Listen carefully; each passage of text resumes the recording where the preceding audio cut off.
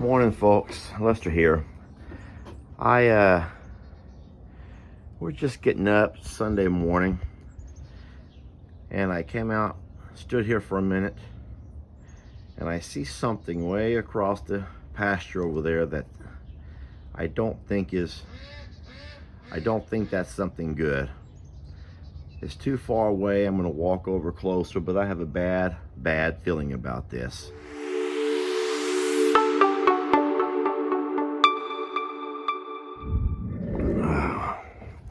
It looks like feathers. It looks like a bunch of them, a bunch of feathers.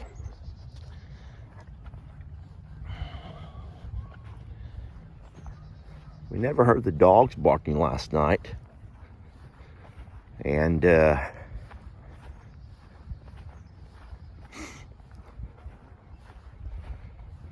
have a bad feeling about this, folks. This is not going to be one of these videos for sensitive viewers or for kiddos. There should be 4 male geese coming at me right now. There should be 4.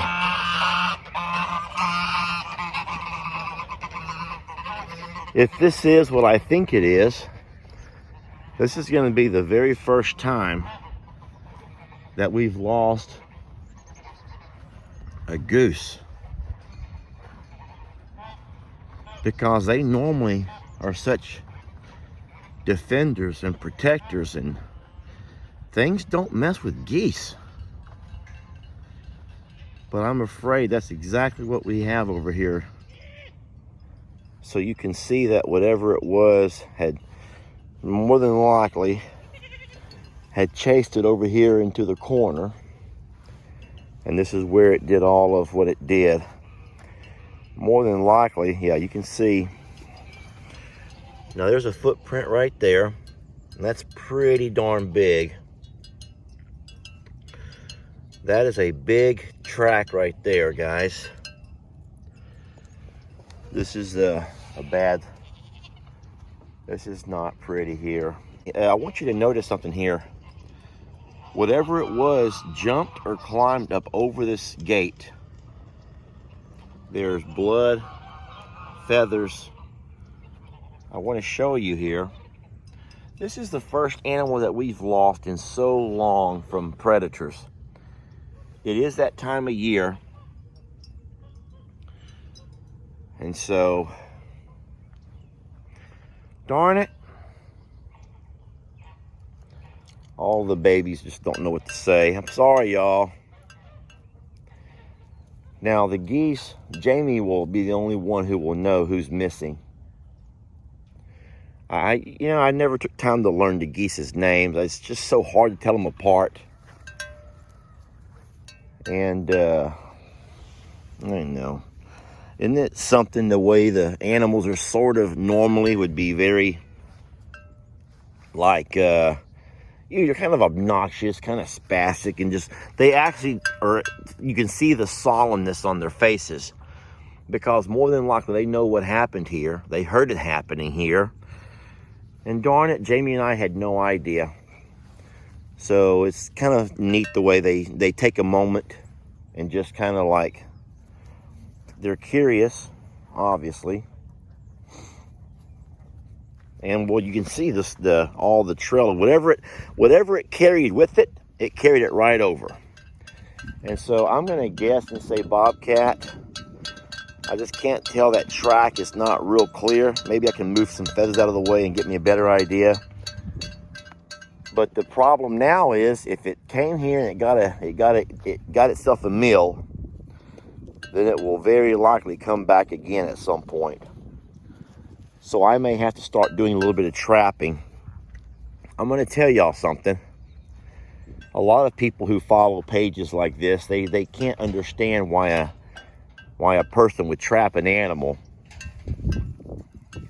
But we've had to trap predators before. The elusive coyote. You're on video, buddy. You, my friend, are on video. I'm going to put this around his neck and hold him down so he doesn't bite me. Then I'll take my feet and I'll release the trap. Then I'll let him go.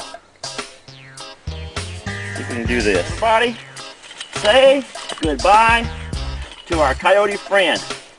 If he'll let go of that cable, he can leave. It's off your neck. Just get it out of your mouth. It's out. Dude, if you'll just let go, you can run. Told you. Tell your brother where I'm at.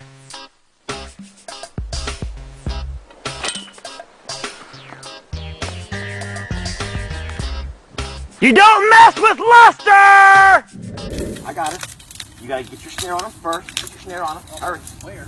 On his face, like mine, I think. I gotta get his back foot.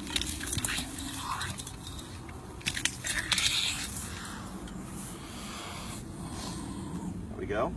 Alright. I'm not choking him. What I'm doing is just restraining him so I can release this trap. And if at all, if it's possible, then we will always relocate those predators. Y'all seen us do it. We've made videos of us doing it with possums. You know, we always bragged about how once we got Carl, which would have been this summer, just before the summer, we had no issues with predators whatsoever. Carl came in and he rid us of our predator problem. But now we've moved Carl to the back. You know, Carl's in the back pasture now where Tex used to live. And so that's made our babies more vulnerable to stuff like this. And this time of year is when we have, and you know, animals are hungry, guys. It's easy to be angry with a coyote or the bobcat, or I don't think it would be a wolf this close to the houses, or a cougar, but I mean, I guess it could even be a large dog. But yeah, so Carl's out back doing his thing, and I guess whatever animal come across that pasture just felt like it was safe to do so, or safer.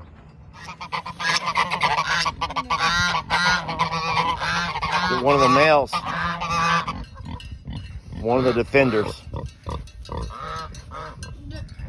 So it was one of the males, probably came up to try to fight and defend the other ones. It was Hollywood. Hollywood. It was the one that we called Hollywood. And so I'm guessing that what happened last night, whatever come into this pasture, Hollywood and the other ones went to do their job. This kind of reminds you of like a soldier. You know, they've been trained to do whatever it takes to, you know, or a police officer to put themselves into harm's way to protect the others, you know. Which is, See if anybody else is hurt. I don't see anybody else injured. It was very strange. They must have. I just can't imagine, and I can't imagine that I didn't hear anything because they all go together all the time. Like, oh, they will alert you. Yeah, that's what I'm saying too. Us not hearing things. But no, we were up late last night. The boys are here, and so we were up till at least 1:30 playing games. The dogs never barked that I know of. But normally we hear the geese. You can hear the geese, y'all. You can hear the geese all over this place. I can say. So I'm Pablo, you better be careful out here, buddy.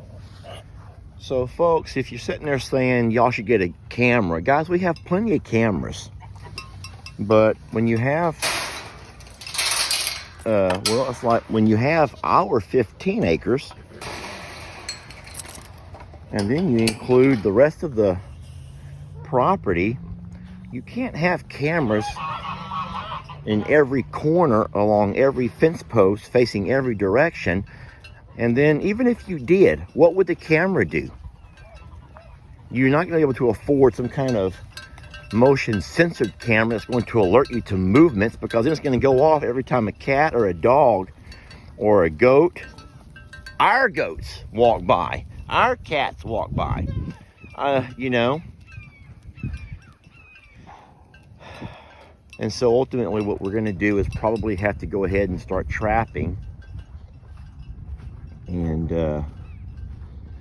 if something comes back again, we'll have to figure out what it is and go from there. So I know this is not going to come out right. But we lost a feathered baby last night. And is it too wrong of me to just say I'm happy that it wasn't Pablo? I don't know exactly how to say this, but it's kind of like, you know, we lose babies every once in a while. Everyone knows that. You've all lost pets, I'm sure, different ways. Sometimes they get run over. Sometimes you may have I know for boxers, they're very prone to cancer. And so I've known a lot of boxer owners who have lost their boxers to cancer or, you know, different kinds of illnesses. But isn't it harder to lose some than others?